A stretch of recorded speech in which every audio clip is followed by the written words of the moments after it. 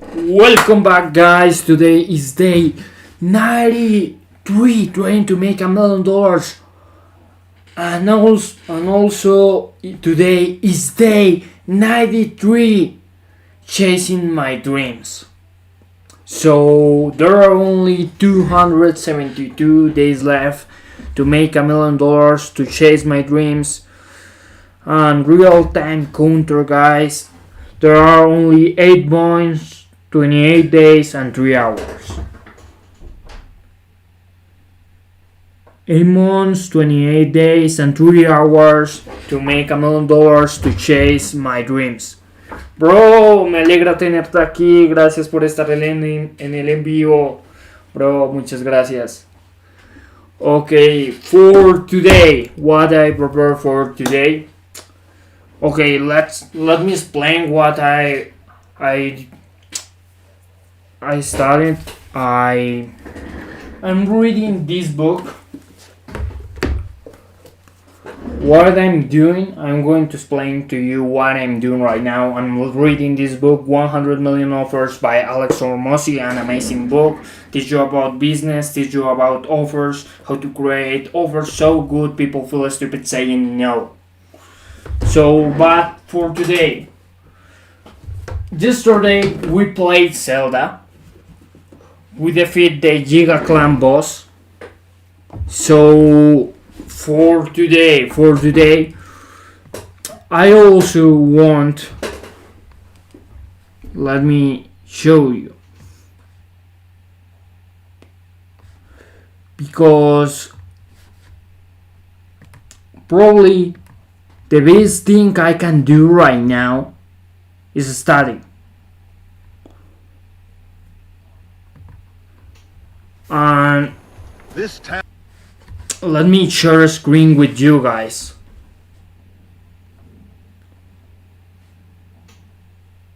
But first, right now, the real-time counter. The YouTube counter, bro.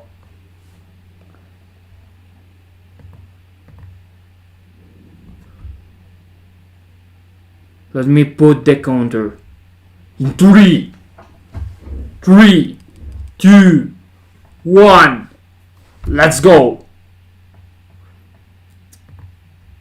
Oh, bro, wait a minute.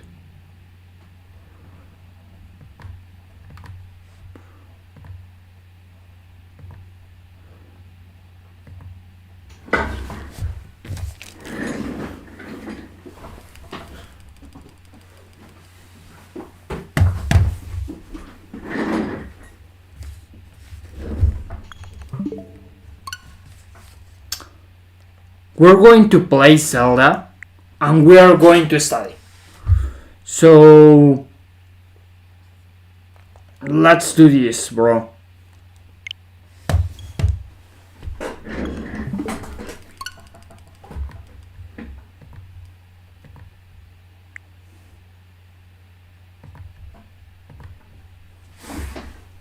We're going to watch a video.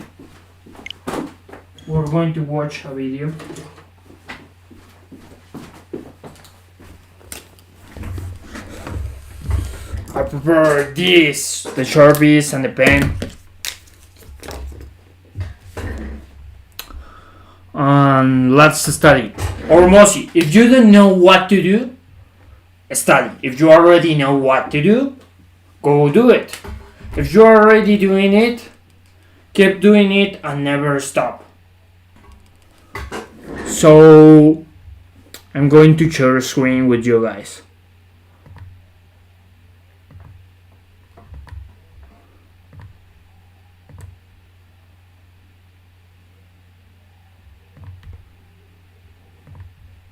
And we are right now 231 subscribers. Let's go, bro. Let's go. 231 subscribers, bro. I prepared this amazing video by this guy, Sharan Srivatsa. What if I told you? Once you understand investing, you understand money.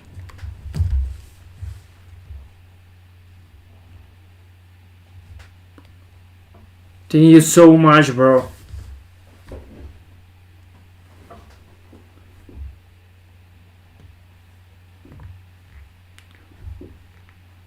Right now, 231 subscribers.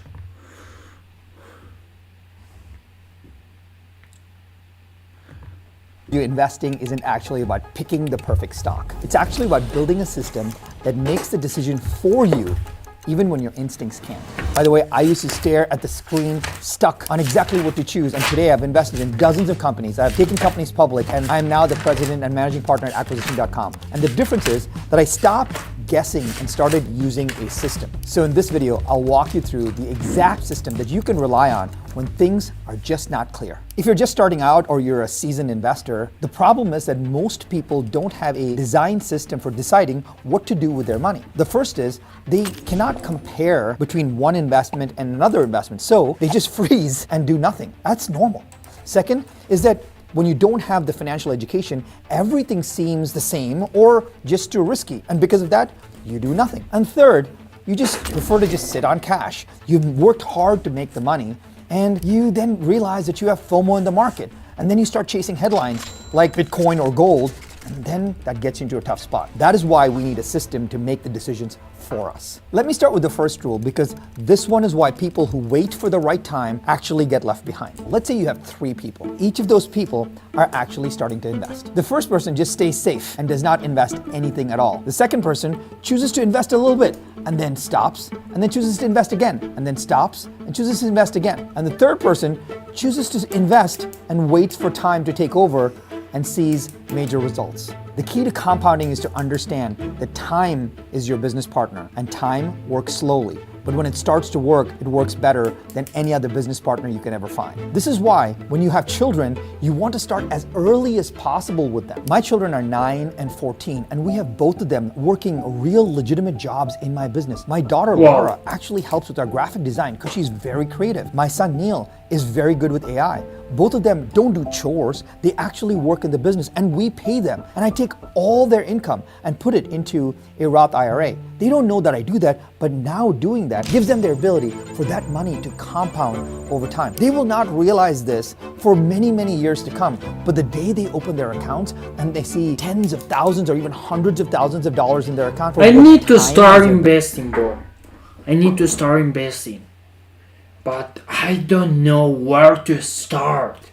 I don't know how to start or where. But I know I need to start investing. Business partner has done, that's when you know that the power of compounding is in your advantage. Now let's talk about the second rule, because this is where people think that they're earning money, but they're actually not. Taxes and fees are the biggest drag on wealth creation, and that is the friction. Let's assume that you're— Bro, thank you so much. Thank you so much for the sub. Thank you so much, bro. I really appreciate that. Thank you so much, bro.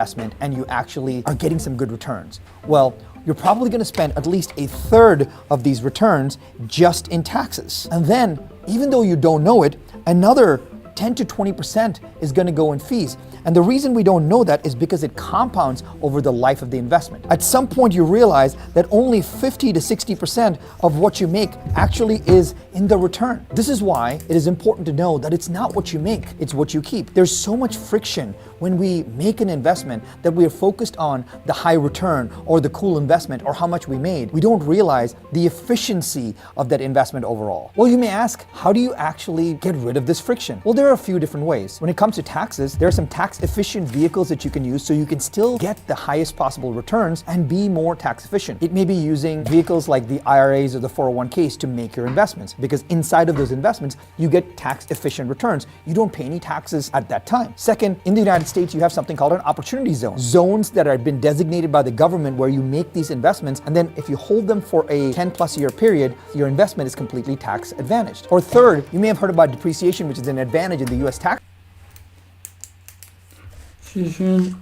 Okay, ERAS and 401 case opportunity zones depreciation. That allows you to take losses against your income that are just book losses that helps you reduce your taxes overall. There's a great saying in the tax world that says if you can defer your taxes, you've actually avoided your taxes because you pushed it out into the future and you can use that return today for your benefit. So don't just chase the high returns on great investments. Be educated about both the taxes and the fees that go along with it. The third rule is the one that people misunderstand the most. Most people think risk is a price movement, but the real risk is not understanding what you actually own. When it comes to investing, risk has two layers. The first layer is understanding how the business actually works. And the second layer is understanding what the capital stack is. Understanding how the business works just means, can you explain what the business does? If you can't explain exactly what the investment is, you probably shouldn't do it because you don't know how it works. But the most important part is understanding what you own, which is the capital stack. Now I want to explain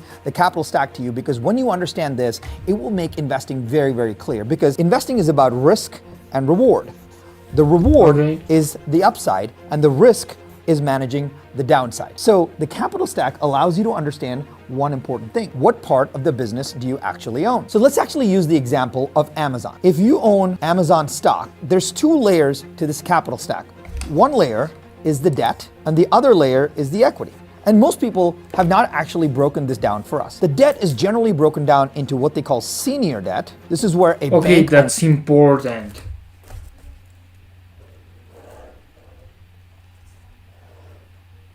Okay, let's see.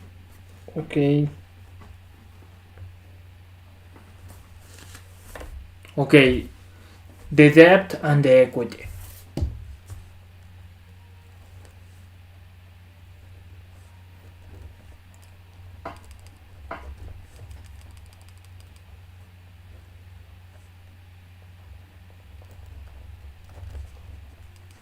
Debt and equity. Okay, perfect.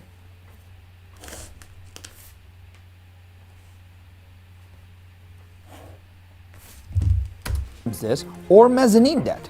This is where an investment bank generally owns it. The equity is broken down into pref equity, which has voting rights and a few other incentives, and then common equity. Understanding where you has voting rights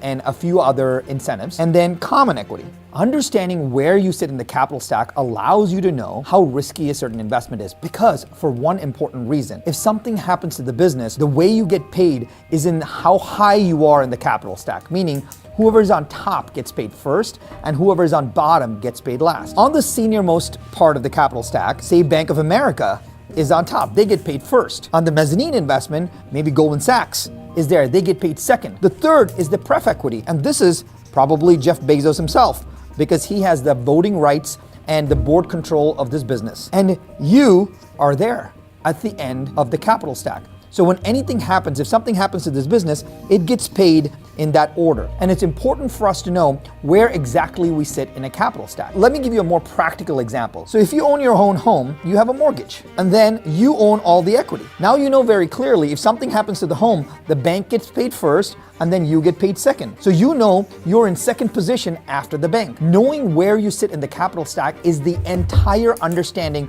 of risk. That is why it is probably more beneficial for you to loan the company money as debt than invest in the company as equity. So let me tell you a personal story. I made an investment that actually lost me some money. And it's important for you to know how that happened. I was originally consulting for a company and they were doing very well. And I spent 6 months consulting for this business and then chose to actually invest in this business. I invested $1 million into this business, and I did it in a very thoughtful way. I put $800,000 into debt and $200,000 into equity, knowing that my $800,000 was protected, and if my $800,000 was protected, my $200,000 would be protected too. Within weeks of me making that investment, the CEO and the founder of that company just vanished. He disappeared. The company folded. Usamos un martillo porque multiplica la fuerza que hacemos y la concentra en un área pequeña, facilita la introducción. Even though I'd been consulting with this business for 6 months, I couldn't even find the CEO. I actually hired a private investigator to try to go find him. One morning, my entire investment was worth zero. This made me gun shy as an investor. This made me realize that I may not know as much as I know, and I needed to document my learning so that this never happened again. And so when I learned this, I came up with what I call the 4 goods. The 4 good things you need to do to actually make an investment. The 4 goods are good people. You can't make a good deal with a bad person. So actually doing the research, actually connecting with the people, actually deep diving on the business and the people and checking The 4 goods.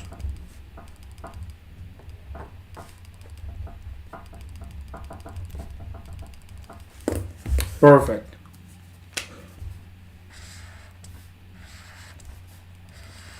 Okay. Good people. The first one is good people.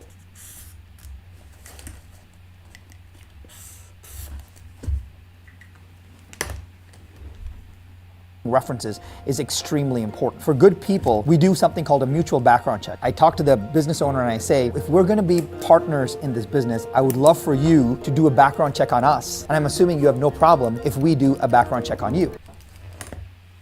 This mutual background check process allows both parties to feel very clear about who their partners are in this business. The second is good intentions. When people are under pressure, they will make decisions that are in their own incentives. So I always want to know what their intentions are. I want to know why they're in the business. I want to know why they started the company. I want to know why they're doing that deal. I want to know if they win, what happens. If they lose, what happens. I want to know how much skin they have in the game. I want to know if this goes wrong, how much does it affect them? Having their clear intentions is really important because it's not about if things go wrong, it's only about when things go wrong. And when things go wrong, you want to be sure the person you bet to be in the seat is the right person that can guide you out of that storm. The third is good rationale. And this is just making sure that the numbers are right. I always talk about this as a spreadsheet problem. If the good people are right and the good intentions are right, then the spreadsheet needs to be right as well. When I'm talking to a lot of companies about investing with them, I just ask them if they have a model, a financial model. And the companies that have a financial model will send it to me right away. And the companies that don't will delay sending it to me because they actually haven't even put those numbers to place. And only when those three are right do you actually do good contracts. So the next time you're making an investment, think about this. Good people,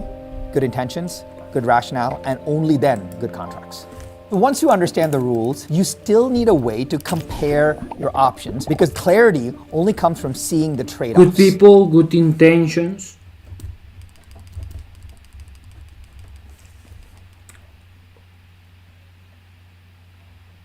Good rational.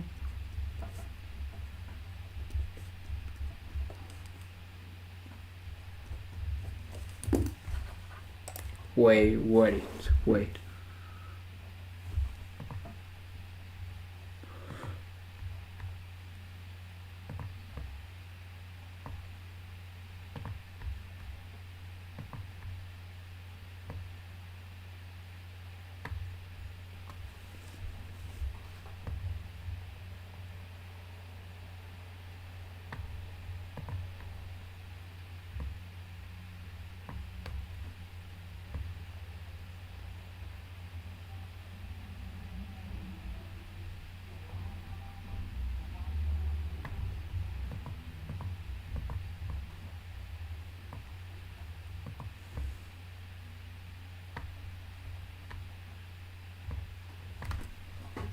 Whenever you're comparing investments, you want to look at 4 different categories. Capital preservation, will you actually get your money back? Tax efficiency means, does it have any tax advantages? Cash flow means, does it provide you some yield or some cash flow during the process? And growth, does it have the potential to grow over time? It's hard to just take these 4 things and compare multiple investments, so I came up with a scorecard.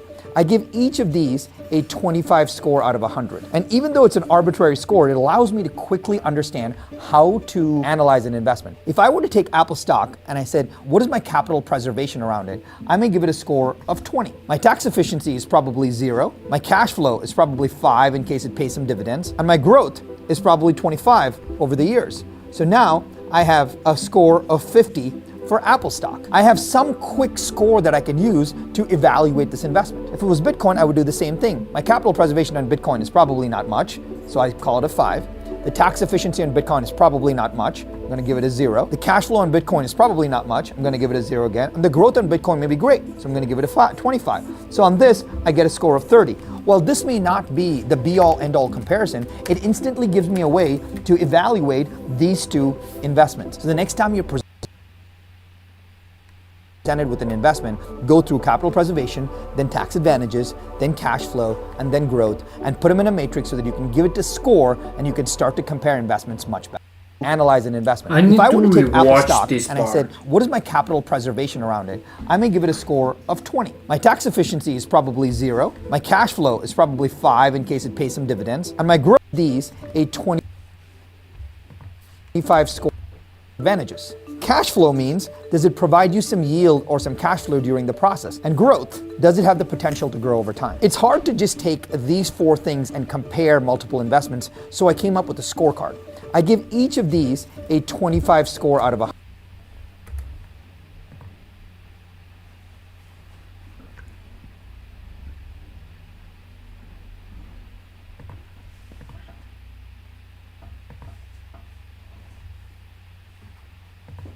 Ooh, 232 subscribers! Let's go, guys, let's go.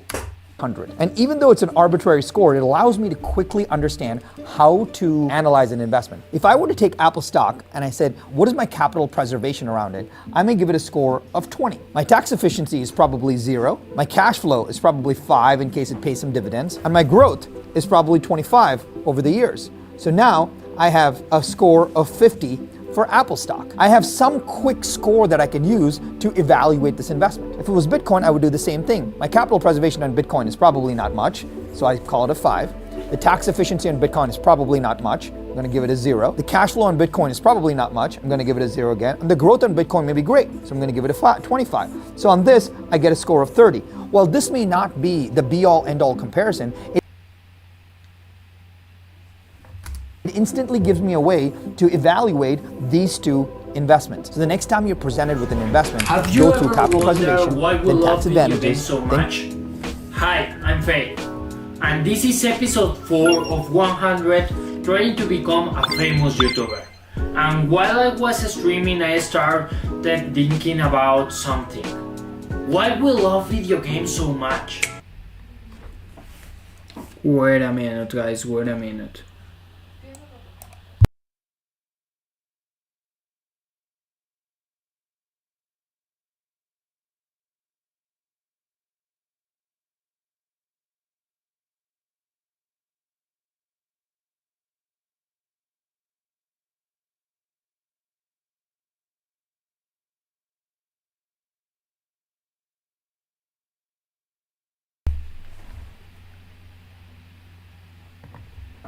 Perfect. Cash flow and then growth, and put them in a matrix so that you can give it a score and you can start to compare investments much better. So even with the rules and a lens, you can still freeze. You can still get stuck because you have to decide what role you're playing. Let me explain what that means. The most important question to ask when you're making an investment is to understand your responsibility. Meaning, what is my responsibility in making this investment your work? responsibility. There are 3 types of investors: active, thematic, and passive. Active investors are the ones that are actively doing the work. They're in day-to-day. They're professional investors. I used to be a professional investor at Goldman Sachs. A professional investor is an active investor. They spend all their time day-to-day working in the business. So if you are a real estate investor, you are actually finding the properties, investing in the properties, renting out the properties, and managing the properties. If you are a trader, you are actually in there trading the stocks, researching the stocks. If you're a private equity manager, you are searching for the companies, finding the companies, supporting the companies, and doing the work. In a lot of ways, an active investor is a professional investor or a full-time investor. And a thematic investor is focused on investing in themes. They believe in a theme for the future and they invest in that theme. So for example, if you believe that tech is an important theme for the future, you figure out how to get exposure to tech. You may say, I want to invest in a tech ETF, or I want to invest in a basket of tech companies, or I want to invest in Google. You start to realize what the theme is, and then you invest according to that theme. So if you wanted to invest in AI, you may go out and find an AI ETF. If you think that India is going to do well as a country, you may go out and find an India ETF. If you believe that gold is going to be an important theme for the future, you may go out and invest in the gold stock or a bunch of gold companies. What you're trying to do here is you're trying to pick a theme for the future and then invest alongside that theme. And the last is a passive investor. And when I say a passive investor, I mean that your job is to actually give money to active investors. So all passive investors give money to active investors and let them invest on their behalf. If you were investing in multifamily syndication, what you would do is you would find a multifamily operator, you would give them your capital and Wait a minute.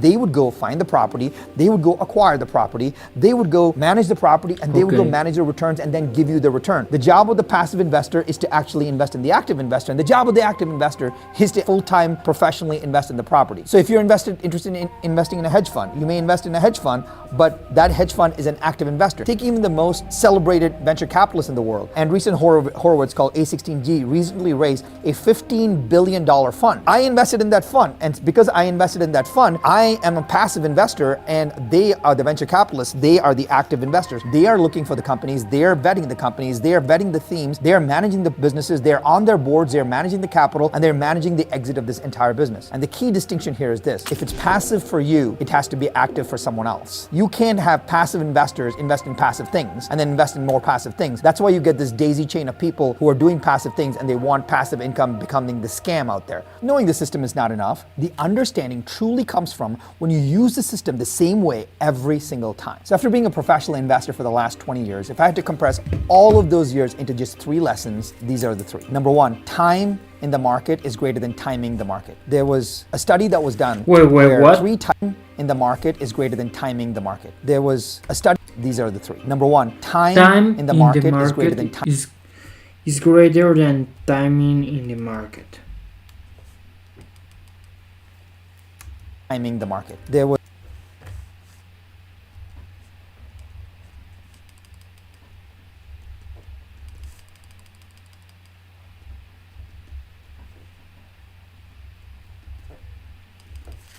Lesson number 1 was a study that was done where 3 types of investors entered the market. The first one had the best timing. They bought into the market in the best possible time and they got the run up. The second investor bought into the market at the worst possible time. And the third investor just sat out in cash and stayed in cash the whole time. What would surprise you is that, of course, the investor with the best timing had the number 1 return, but the investor with the worst timing actually had the second best return. The worst returns were the ones of just sitting out in cash. So what this means is that time in the market is better than timing the market, and sitting on the sidelines will always get you the worst possible results. Number 2, taxes are the number 1 drag on wealth creation. After tax returns and after fee returns are actually the real returns. So when you are offered an investment with a high potential return, think about what the taxes and the number 1 drag on wealth creation. After tax returns and after fee returns are actually the real returns. So when you are offered an investment with a high potential return, think about what the taxes and the fees are and how they impact your final return. Number 3, risk and reward. If reward is the upside, risk is downside protection. It goes from whether you want to leave your money in the mattress or go to Vegas or somewhere in between. And the way to understand how you manage risk is to figure out where you are in the capital stack. Meaning, if something goes wrong, who gets paid first and where exactly are you in line? Now you've got the system. Pick one investment you've been stuck on and run it through the system today and notice how much easier it is. And if you want to learn what being around the top 0.01% taught me, watch this video. Clickly is the fastest way to create YouTube thumbnails that actually get clicked. Instead of guessing, Clickly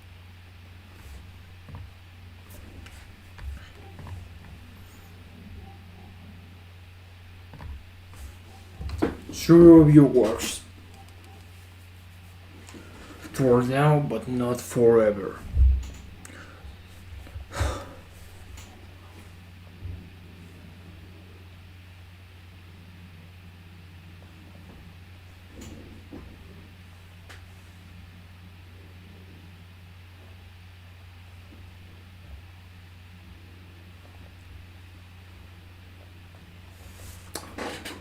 Okay, interesting video. I take a lot of notes. Let's upload a new YouTube video. I'm going to upload a new YouTube video right now. A new short.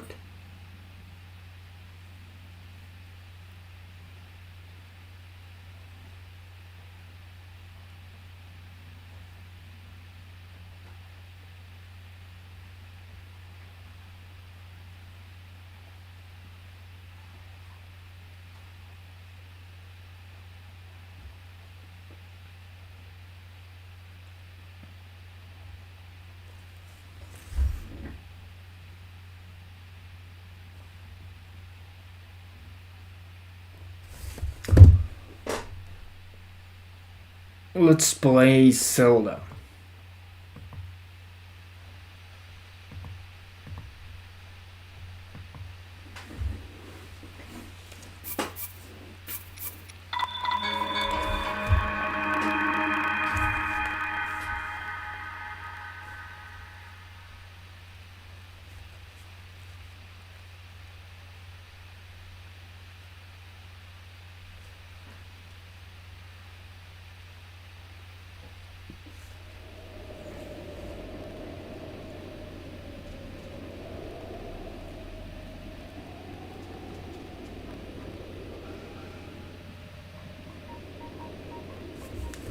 Okay. We were in this place in the last stream.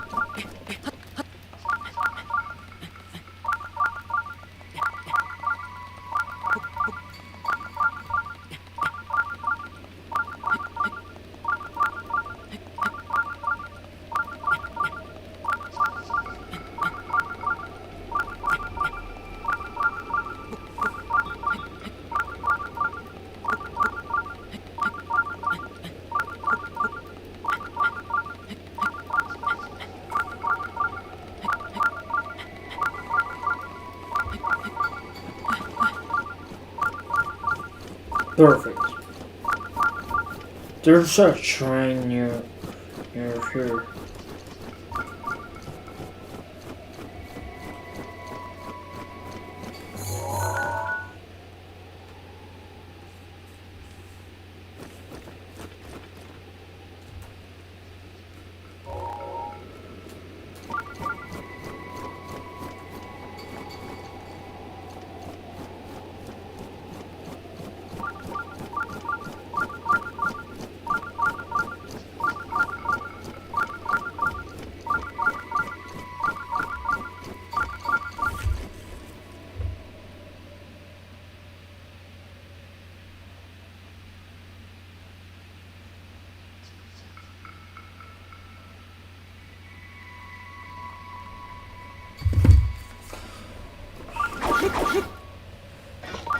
Let's see.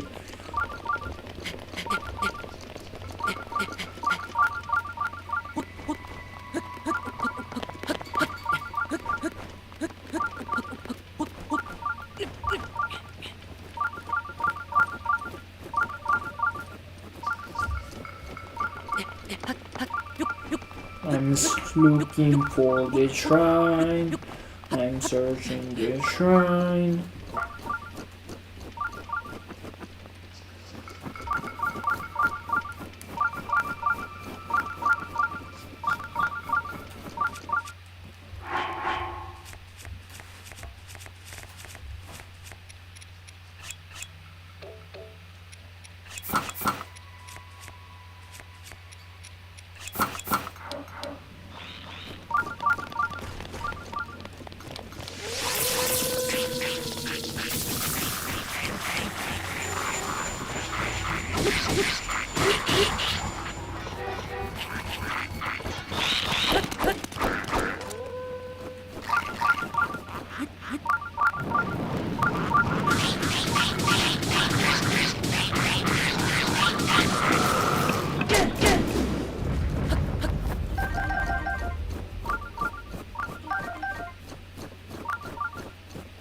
Probably the shrine is there, but I don't have fire arrows.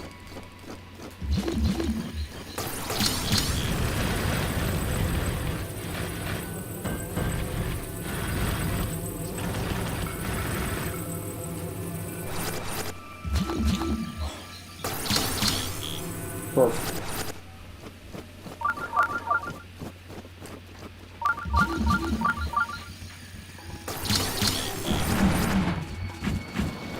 Let's see what's inside. Opal.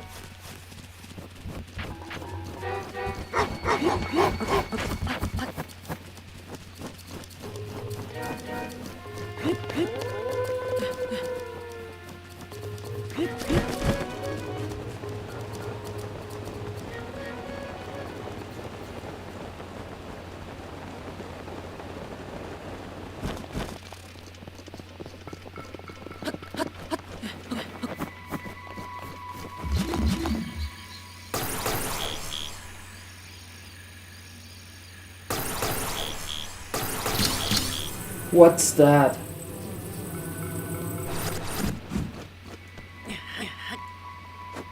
Another block.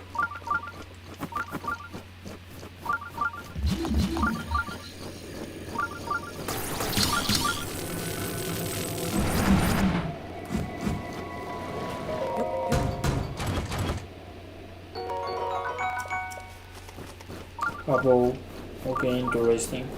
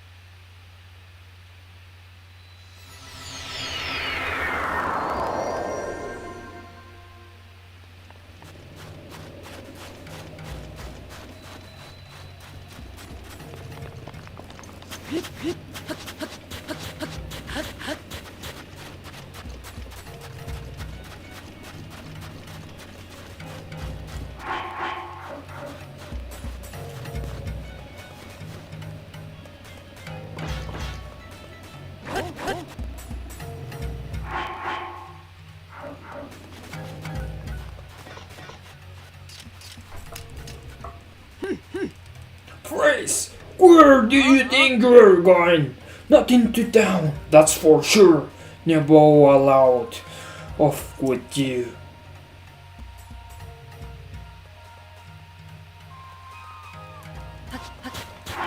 Let's try again.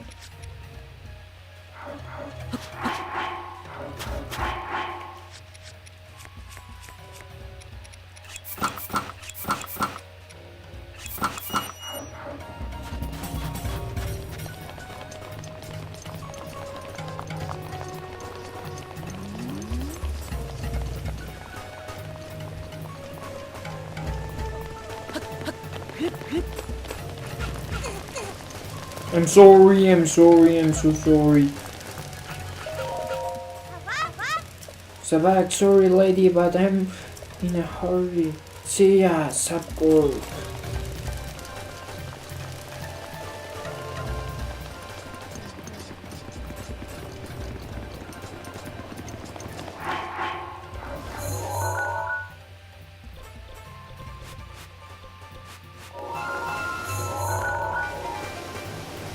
Same here.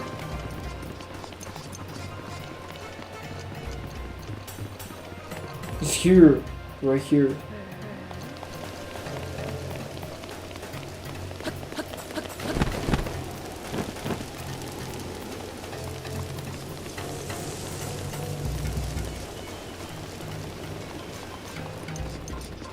Downstairs, probably.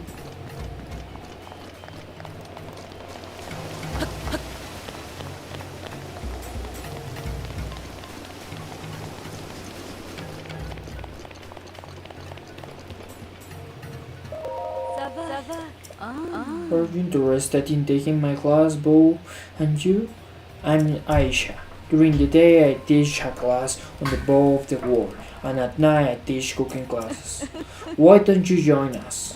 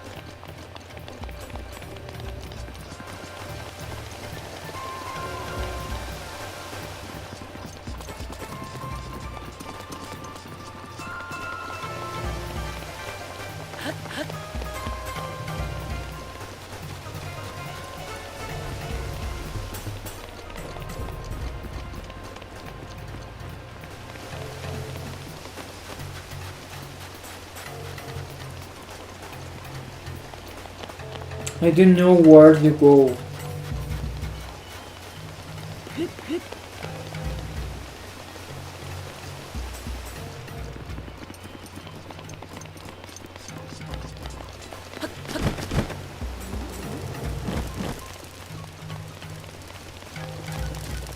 Oh, I already know where to go, probably. I need to reach the top of...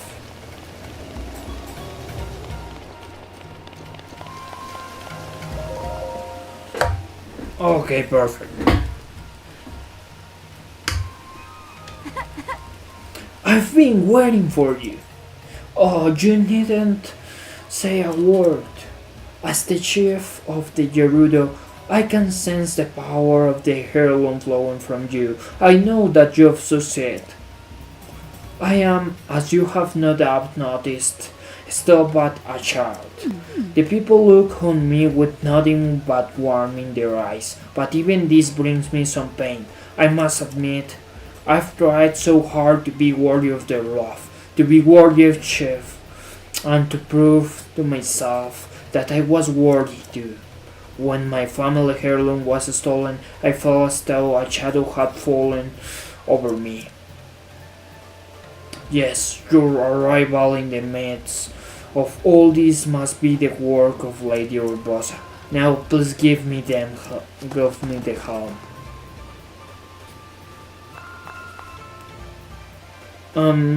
How do I look?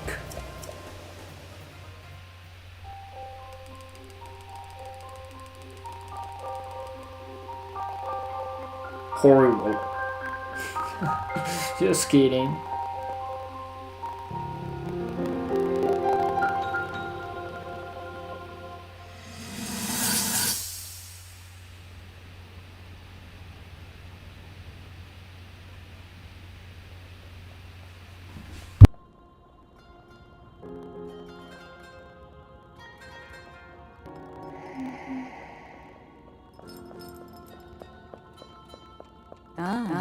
Well, you certainly got here fast. I should have expected as much from the princess's own appointed night. She was out on a survey all day today. Still as the sands now. So, spill it, boy. Have the two of you been getting along all right? It's okay. I know. Your silence speaks volumes. She gets frustrated every time she looks up and sees you carrying that sword on your back. It makes her feel like a failure when it comes to her own destiny. Don't worry, it's not like you blame in any of this. It's unfortunate. She's put in more than enough time. Ever since she was a young girl, she's gone through rigorous daily routines to show her dedication. She once passed out in the freezing waters trying to access this sealing power. And she has nothing to show for it. That's the motivation driving her research. I'd be doing the same thing. She really is quite special. You be sure to protect her life. It's quite the honor. The night brings a chill. It's probably time we take her in. Or...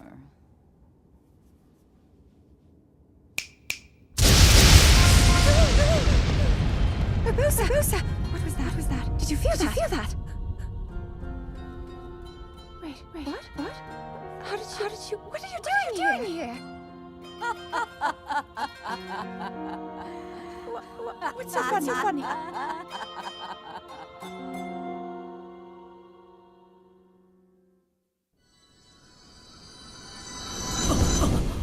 Okay, interesting. What's wrong? You are just stirring. Anyway, what matters now is... How is it? Do I look alright?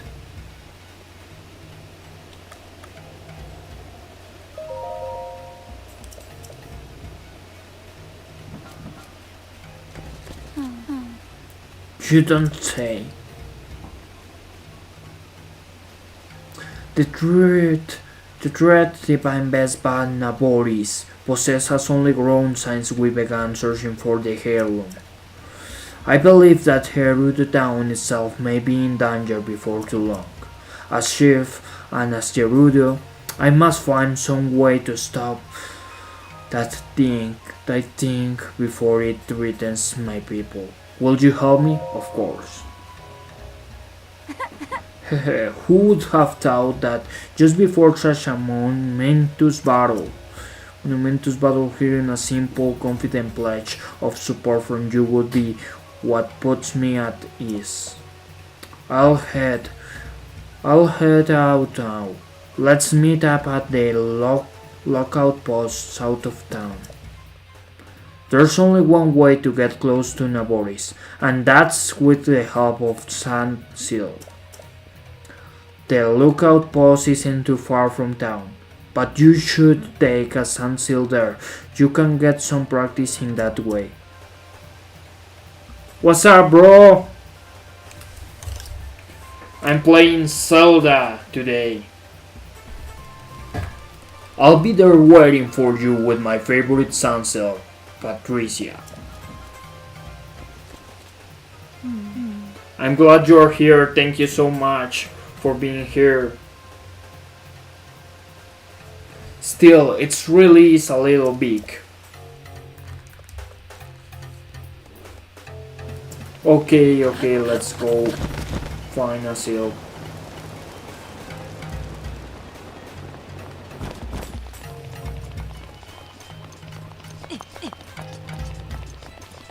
Okay, bye bye.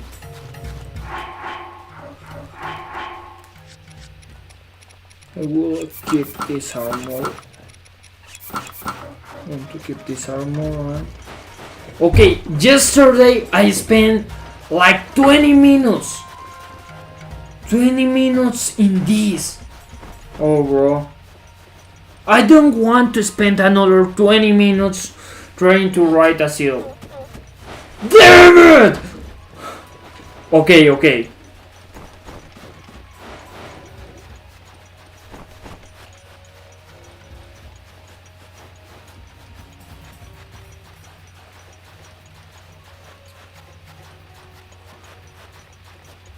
Okay, I'm closer. Damn.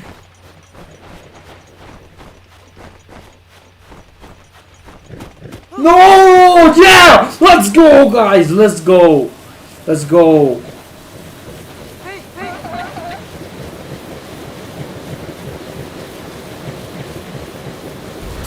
Can you tell these are AI?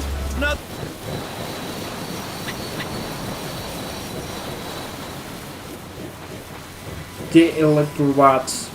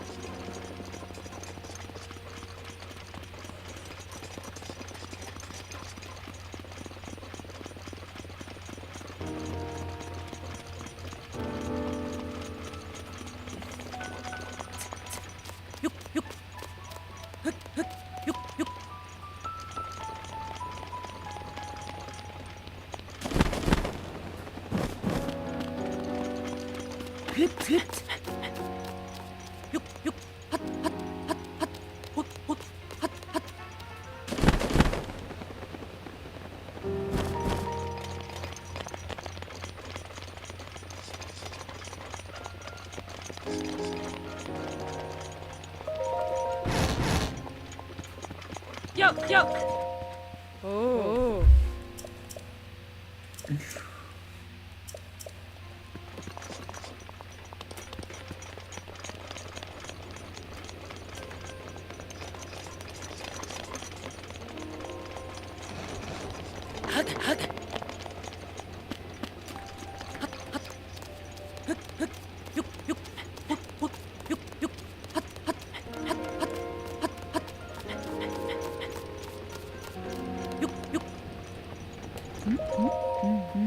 Well then, that's what you really look like, huh? With Bo banned from town, it's not very common for me to see someone like you. What a sight. Divine Best by Naboris is pretty intimidating. If we want to get close enough to that thing, we'll need to use sun cells. Are you ready? Of course. Feeling confident? Good. Let's get going then. First, we'll use the sun cells to get in really close to that thing. I'll take the lead. I'm counting on you to shoot at its feet with bomb arrows. Naboris draws energy from the ground to keep moving. If you damage the feet, I think you can stop it. Those lightning strikes though, getting it hit even once could prove fatal. The Thunder Helm can repel the lightning strikes, protecting me from harm, but it can also shell limit area around me. You'll have to stay close if you don't want to be shocked. And listen, if you are too injured to keep fighting, promise me you will retreat here to the lookout post. Don't do anything reckless under any circumstances. Here are some Gerudo bomb arrows. There are many, so be sure to put them to good use. Okay. This is the last time I'll ask. Are you ready? Of course.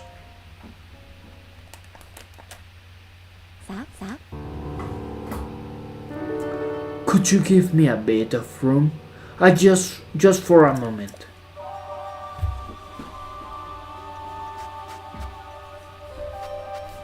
My name is Ryu, descendant of the royal line and leader of the Gerudo people. With the power of the heirloom passed down in my family, I shall calm the divine Vespa Naboris. Ancestors of Gerudo, answer my call. Aid me in this task.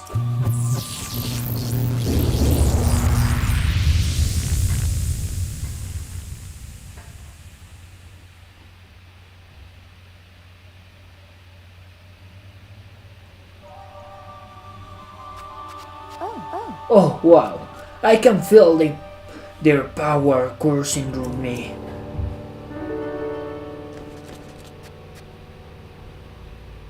Let's move.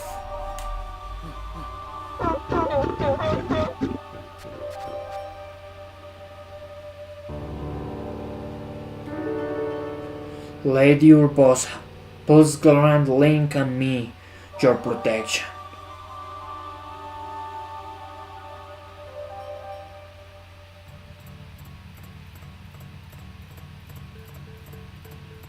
Follow me. Okay. I'm following you.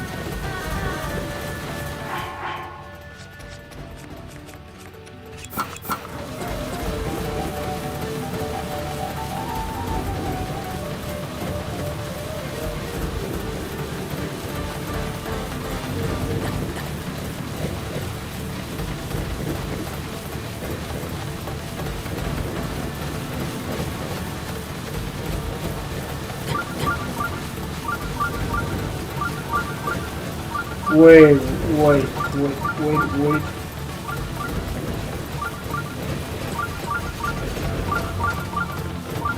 Close in. Where are you going? Wait. Oh wait. I'm behind you.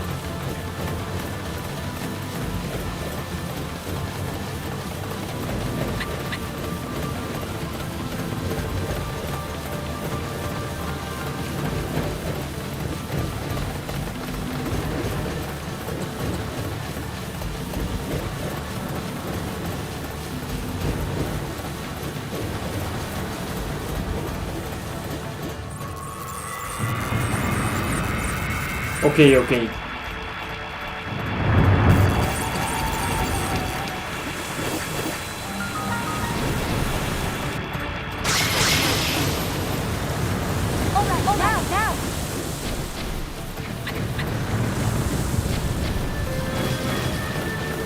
Okay, it's not working. Look out. Okay. Wait.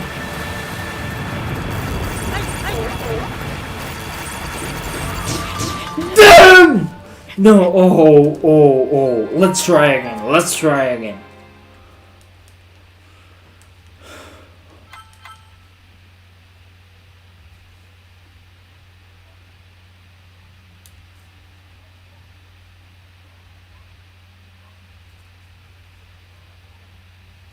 Bro! I have to do all this again? Oh, bro.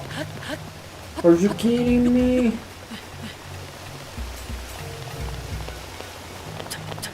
Okay. Let's go.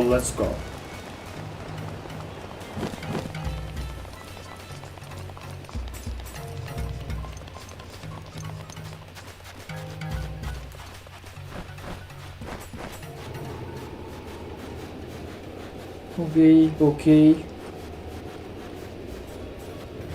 I need to be a little bit closer. Oh, bro, really? Okay.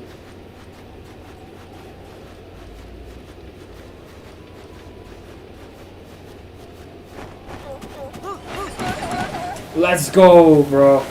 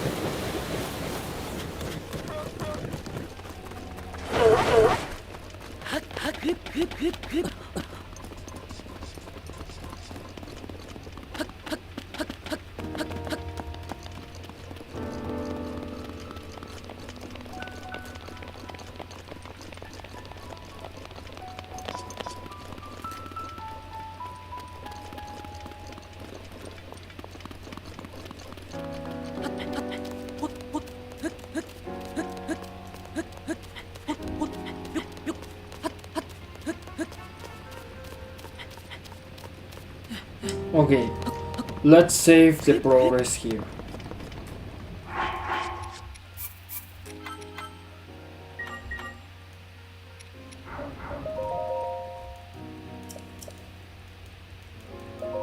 Oh.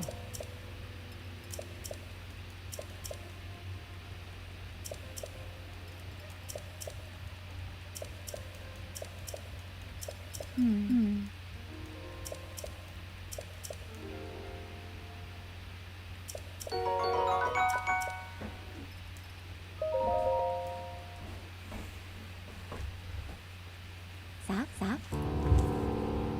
Could you give me a bit of room just for a moment, blah blah blah.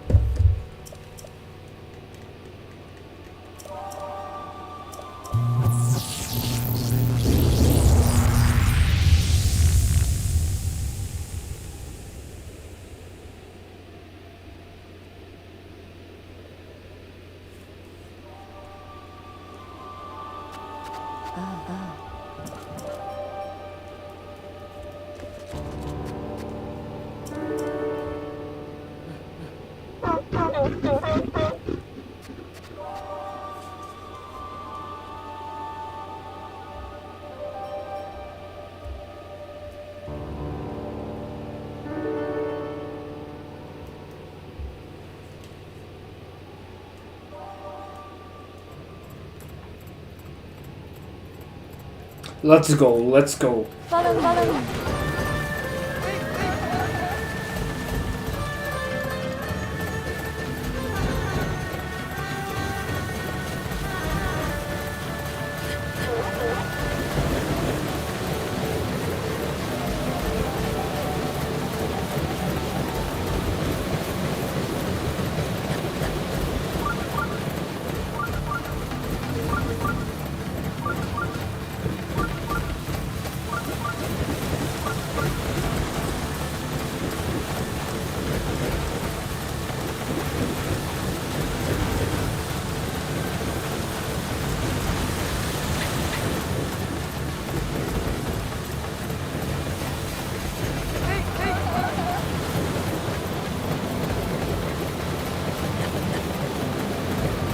Giving up?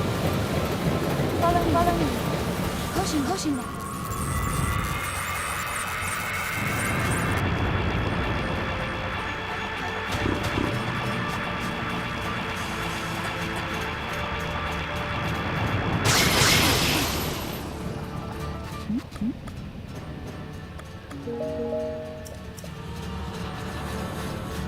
Ready?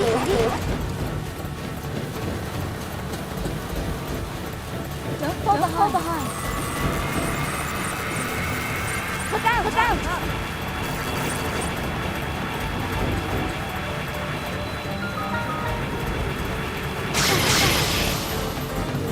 Right where we want it.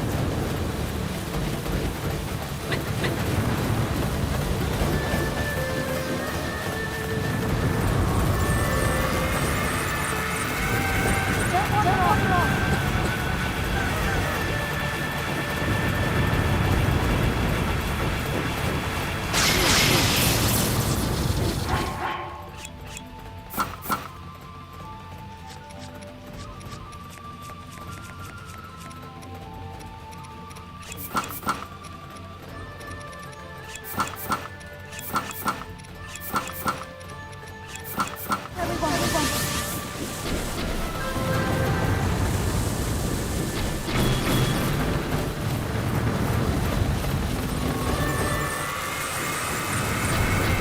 Over here.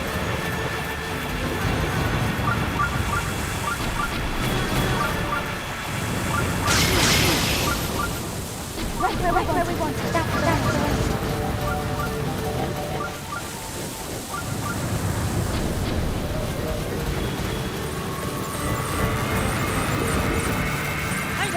Right.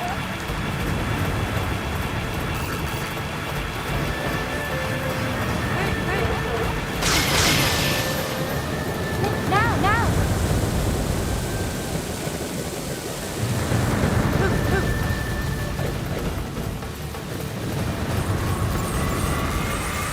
Quickly. Look out.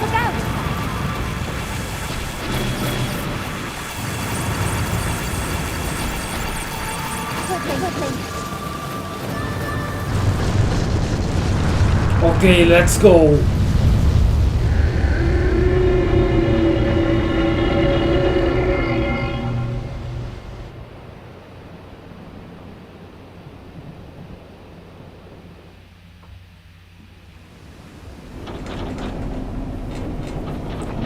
It's going to fall down.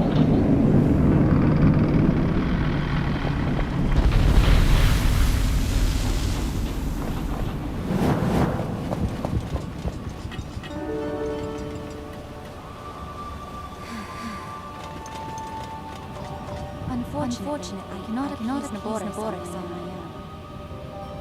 I have no choice but to entrust the rest to you.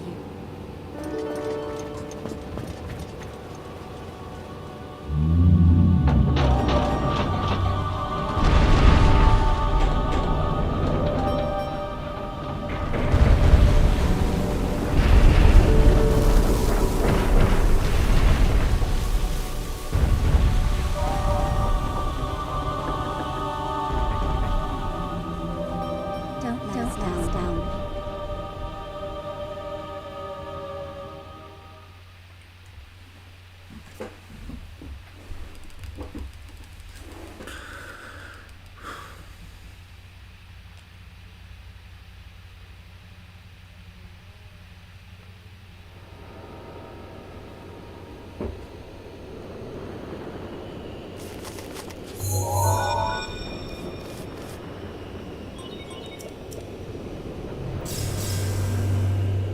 Perfect. Well.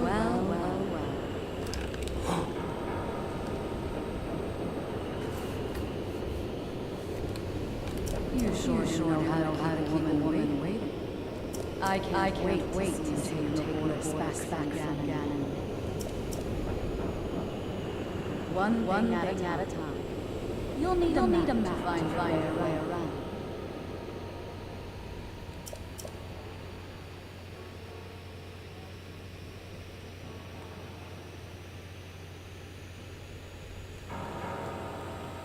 Head over to that guidance stone. Sounds easy, right?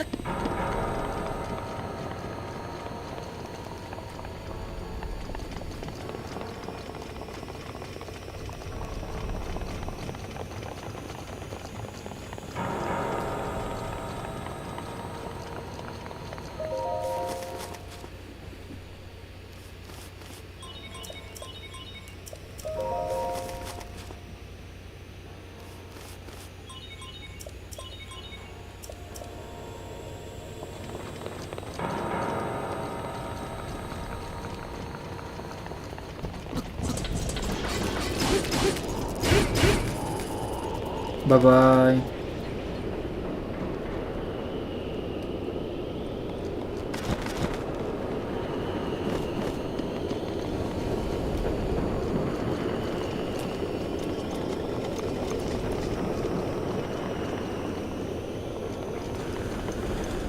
I think I'm going to stop here.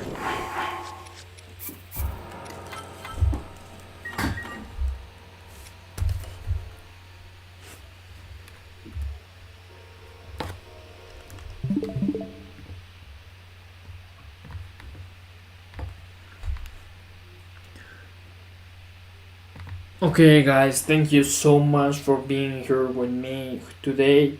I really appreciate that. See you in tomorrow's live. So that's all for today. We are 232 subscribers, guys. Thank you so much. See you tomorrow and live to your fullest. Pursue your dreams because we only have one life, one shot. Subscribe to help me go to the moon.